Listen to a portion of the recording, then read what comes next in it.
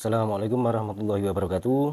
Di kesempatan malam hari ini saya akan menjawab sebuah pertanyaan lagi dari sahabat subscriber atas nama Jainal Abidin. Beliau ini menanyakan di kolom komentar pas pada saat saya mengulas tentang batu akik marjan. Setiap batu, tidak cuman dalam batu akik marjan saja ya maksudnya ya.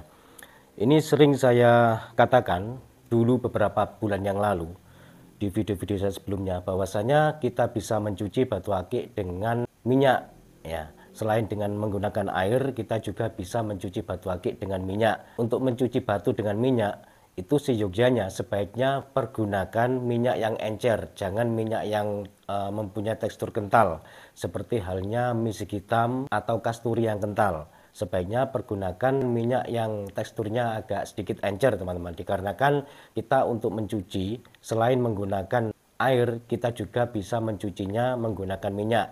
Itu alangkah lebih bagusnya lagi. Selain batu akik kita bersih, maka batu akik kita atau perhiasan yang kita pakai itu sudah pasti akan mengeluarkan aroma wangi. Itu manfaat dari mencuci batu akik yang menggunakan minyak, begitu. Dan untuk pertanyaannya, nah ini saya bacakan langsung ya. Kalau mencucinya pakai minyak wangi yang sudah diruqyah, bisa enggak? Nah ini pertanyaannya. Mencucinya menggunakan minyak wangi yang sudah diruqyah, bisa enggak? Ya sebelum saya jawab, kita harus memahami dulu apakah yang dimaksud dengan ruqyah itu. Terus artinya ruqyah itu apa? Dalam bahasa nasional kita, ruqyah adalah doa, doa yang ditiupkan. Dalam bahasa-bahasa daerah yang sering kita dengar, yaitu jampi-jampi atau dongo, dalam bahasa Jawanya itu dongo. Ada juga yang mengatakan jampi-jampi, dalam bahasa Arab ruqyah.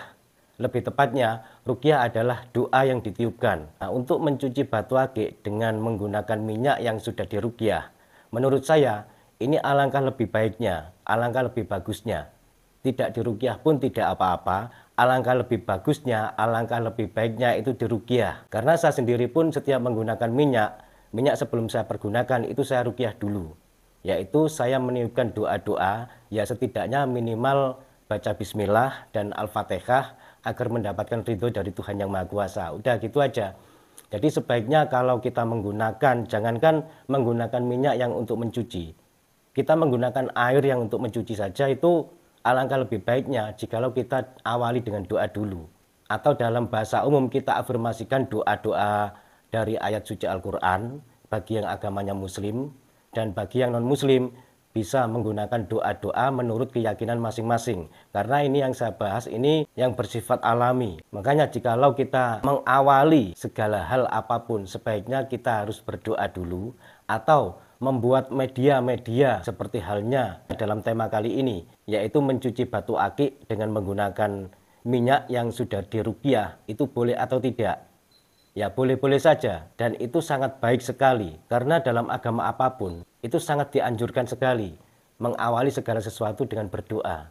Apalagi dengan media-media tertentu seperti air atau minyak yang dipakai untuk mencuci batu akik, itu sebaiknya didoakan dulu dengan harapan agar air atau minyak yang kita pakai untuk mencuci itu sudah terafirmasikan energi positif dari doa kita, minimal begitu.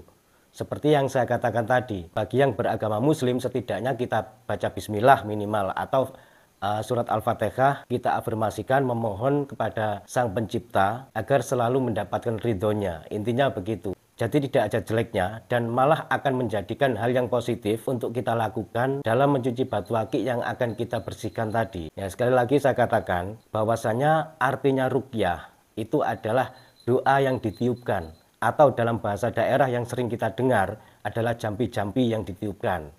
Hanya saja di dalam bahasa Arab itu namanya ruqyah. Dalam bahasa nasional kita namanya doa atau sebutannya doa. Begitu. Ya teman-teman, semoga jawaban singkat dari saya ini khususnya buat yang bertanya Jainal Abidin, semoga jawaban singkat dari saya ini bisa difahami dan mudah dimengerti. Dan juga buat sahabat-sahabat subscriber semuanya dimanapun berada, saya ucapkan banyak-banyak terima kasih. Sekian dulu dari saya, kurang lebihnya saya mohon maaf. Wassalamualaikum warahmatullahi wabarakatuh. Rahayu, salam budaya.